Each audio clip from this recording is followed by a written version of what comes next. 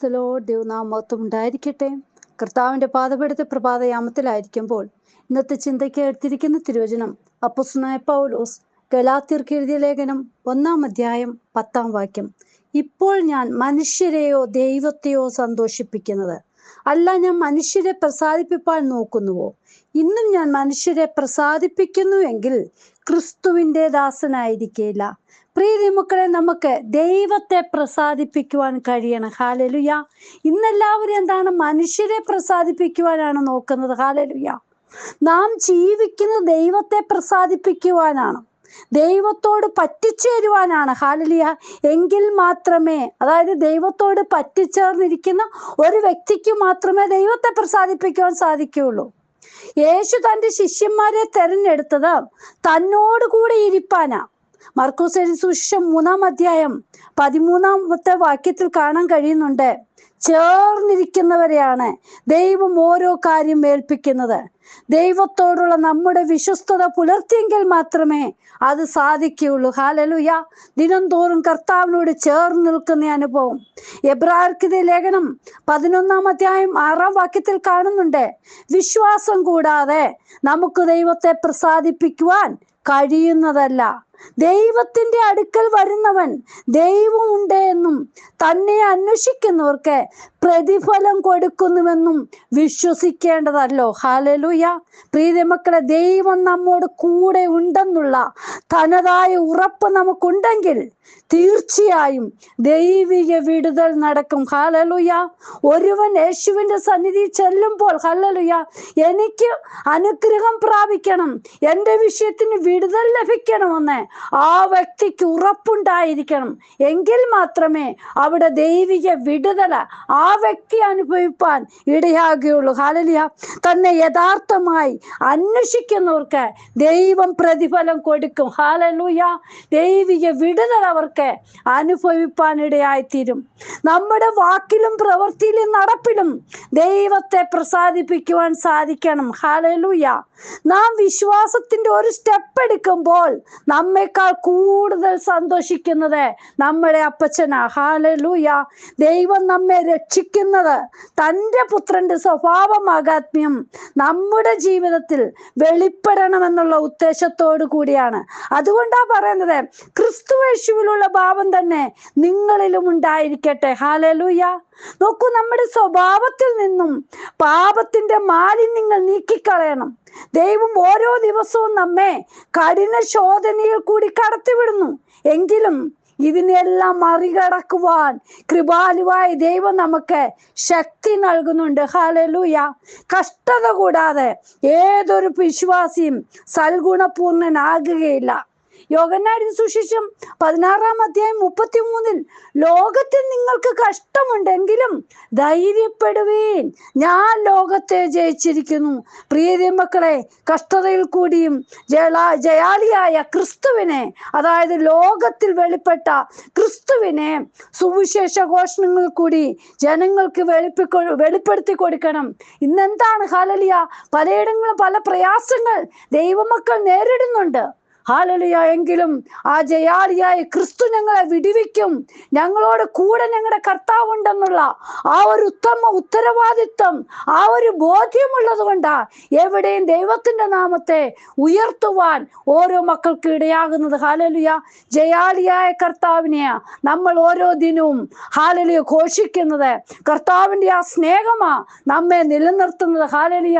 ഇന്ന് വേണ്ടും പോലെ കർത്താവിന്റെ വചനം പറയാൻ കഴിയുന്നില്ല എങ്കിലും കിട്ടുന്ന സമയങ്ങള് എവിടെ അപ്പച്ചന്റെ നാമം പറയണോ അവിടെ ദൈവമക്കൾ ഹല്ലേലൂയ അപ്പച്ചന്റെ നാമത്തെ ഉയർത്തുവാൻ വളരെയധികം ബദ്ധപ്പാടോടെ ഈ നാളുകളിലായിരിക്കുന്നു. ഹല്ലേലൂയ. നോക്കി, നാളുകളിൽ മനുഷ്യർ ജനങ്ങളെ പ്രസാദിപ്പിക്കുവാൻ ശ്രമിക്കുമ്പോൾ പ്രിയ മക്കളെ, നമ്മൾ യേശുവിന്റെ സന്നിധിയിൽ കർത്താവിനെ പ്രസാദിപ്പിക്കുന്നവരായിരിക്കണം. ജനങ്ങളെ അല്ല പ്രസാദിപ്പിക്കേണ്ടത്, കർത്താവിന്റെ നാമത്തെ ഉയർത്തി ദൈവത്തിന് പ്രസാദമുള്ള ജീവിതം നമ്മൾ നയിക്കണം. ജീവിക്കണം. ഹല്ലേലൂയ. കർത്താവിന്റെ നാമത്തെ ഉയർത്തണം. ഗലാത്യർക്ക് ലേഖനം 1:10 നമ്മൾ പറഞ്ഞതുപോലെ തന്നെ, ഞാൻ മനുഷ്യരെ പ്രസാദിപ്പിക്കുവാൻ നോക്കുന്നുവോ? ഇന്ന് ഞാൻ മനുഷ്യരെ പ്രസാദിപ്പിക്കുന്നുവെങ്കിൽ ക്രിസ്തുവിന്റെ ദാസനായിരിക്കില്ല. ഹല്ലേലൂയ. ഇന്ന് പലരും മനുഷ്യരെ പ്രസാദിപ്പിക്കുവാനാ നോക്കുന്നത്. ഹല്ലേലൂയ. ഇവിടെ വ്യക്തമായിട്ട് പറഞ്ഞിരിക്കുക, ക്രിസ്തുവിന്റെ ദാസനായിരിക്കില്ല മനുഷ്യരെ പ്രസാദിപ്പിക്കുന്നവർ. ഇന്ന് പ്രിയ മക്കളെ, നമ്മൾ യേശുപ്പച്ചന്റെ സന്നിധി അപ്പന് പ്രസാദമുള്ള ജീവിതം നയിക്കുവാൻ നമ്മൾ ഒരുക്കത്തോടെ ഇരിക്കണം. ഹല്ലേലൂയ. കർത്താപ്പച്ചനാ നമ്മളെ തുറിച്ചു നോക്കുന്നത്. ഹല്ലേലൂയ. ഇവിടെയുള്ള ജീവിതമല്ല, നിത്യമായ ഒരു ജീവിതമുണ്ട്. ഹല്ലേലൂയ. അപ്പനോട് ഒത്തൊരുമിച്ച് നമുക്കായിത്തീരണം. കർത്താവിന്റെ കരങ്ങളിൽ നമ്മെ തന്നെ സമർപ്പിക്കാം. ഹല്ലേലൂയ. അതായത് നാം ദൈവവചനത്തിൽ ദിനംതോറും വേരൂന്നി ജീവിക്കുന്നവരായിരിക്കണം.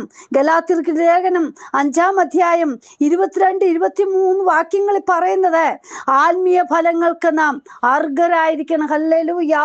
സ്നേഹം, സന്തോഷം, സമാധാനം, ഹല്ലേലൂയ, ദീർഘക്ഷമ, അതെല്ലാം നമ്മുടെ ജീവിതത്തിൽ ഉണ്ടാകണം. പ്രിയ മക്കളെ, ഈ ദിനങ്ങളിൽ ഹല്ലേലൂയ സ്നേഹത്തോടോ സന്തോഷത്തോടോ ഹല്ലേലൂയ മറ്റുള്ളവരോടൊന്ന് പെരുമാറുവാൻ കഴിയുന്നുണ്ടോ? ഹല്ലേലൂയ. നോക്കൂ, സകല ജനത്തെയും ക്രിസ്തുവിലേക്ക് കൊണ്ടുവരുവാൻ നമ്മൾ ഓരോരുത്തരും പ്രാപ്തരാകണം. അത് നമ്മുടെ ഒരു ഉത്തരവാദിത്വമാ. ദൈവമക്കൾ ഹല്ലേലൂയ ഈ ദിനങ്ങളിൽ സ്നേഹത്തോടെ മറ്റുള്ളവരെ ക്രിസ്തുവിങ്കിലേക്ക് കൊണ്ടുവരണം. ഹല്ലേലൂയ. കർത്താവിന് പ്രസാദമായത് എന്തെന്ന് ഈ ദിനത്തിൽ പരിശോധിച്ച് വെളിച്ചത്തിന്റെ മക്കളായി തീരണം. ഹല്ലേലൂയ. ഇരുട്ടിന്റെ പ്രവൃത്തികളിൽ നിന്ന് നമ്മൾ വെളിച്ചത്തിലേക്ക് ഹല്ലേലൂയ ഓരോ ജനങ്ങളെ കൊണ്ടുവരണം. ഹല്ലേലൂയ. അന്ധകാരത്തിന്റെ അവസ്ഥയിൽ കിടക്കുന്ന ജീവിതങ്ങൾ ഈ ദിനങ്ങളിൽ പ്രകാശം പരത്തുന്ന യേശുവിന്റെ ആ സ്നേഹം, ആ വെളിച്ചം ഹല്ലേലൂയ കാണുവാൻ ഇടയായി തീരട്ടെ. നമ്മളിൽ കൂടെ ഹല്ലേലൂയ മറ്റുള്ളവർ ക്രിസ്തുവിനെ അറിയണം. നമ്മെ തെരഞ്ഞെടുത്തത് ക്രിസ്തുവിന്റെ നാമത്തെ ഘോഷിക്കുവാനാ. യേശുപ്പച്ചൻ നമ്മെ ഓരോരുത്തരെ ഹല്ലേലൂയ ആക്കിയിരിക്കുന്ന സ്ഥാനത്ത് നമ്മൾ വിശ്വസ്തയോടെ കർത്താവിന്റെ സേവനം ചെയ്യണം. പ്രിയ മക്കളെ, അന്ധകാര അവസ്ഥയിലിരിക്കുന്ന ജീവിതങ്ങളെ കർത്താവിന്റെ സ്നേഹത്തിൽ കൊണ്ടുവരണം. അതായത് വെളിച്ചം പകർന്നു കൊടുക്കുന്നവരായി അവരുടെ ഹല്ലേലൂയ ആവശ്യങ്ങളിൽ നമ്മൾ ഓരോരുത്തരും ഹല്ലേലൂയ കൂടെ ഇരുന്ന് കർത്താവിന്റെ സ്നേഹം അവർക്ക് മനസ്സിലാക്കി കൊടുക്കത്തക്കവണ്ണം നമ്മുടെ ജീവിതം മാതൃകയുള്ളതായി തീരട്ടെ. ഹല്ലേലൂയ.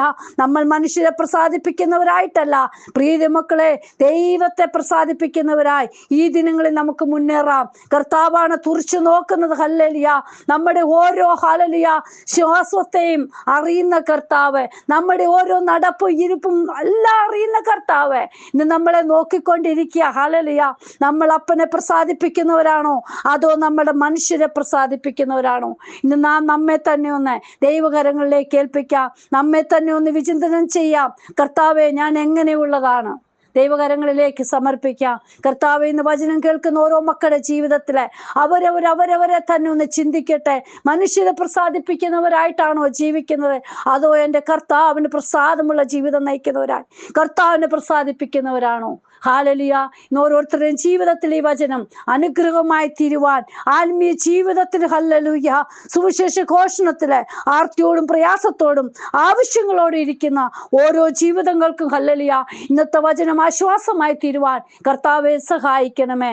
കർത്താവെ, അവരവരെ തന്നെ ഒന്ന് ചിന്തിക്കുവാൻ, ഒന്നോർക്കുവാൻ, ഹല്ലേലൂയ കുറവുകൾ കണ്ടുപിടിക്കുവാൻ, അപ്പന് പ്രസാദമുള്ള ജീവിതം നയിപ്പാൻ ദൈവം സഹായിക്കണമേ. കരങ്ങളിലേക്ക് ഏൽപ്പിക്കുന്നു. പ്രാർത്ഥന കേട്ടതിനായി സ്തോത്രം. യേശുവിൻ നാമത്തിൽ തന്നെ. ആമേൻ. God bless you all. Binuvaju, Mumbai. ഹല്ലേലൂയ. സ്തോത്രം.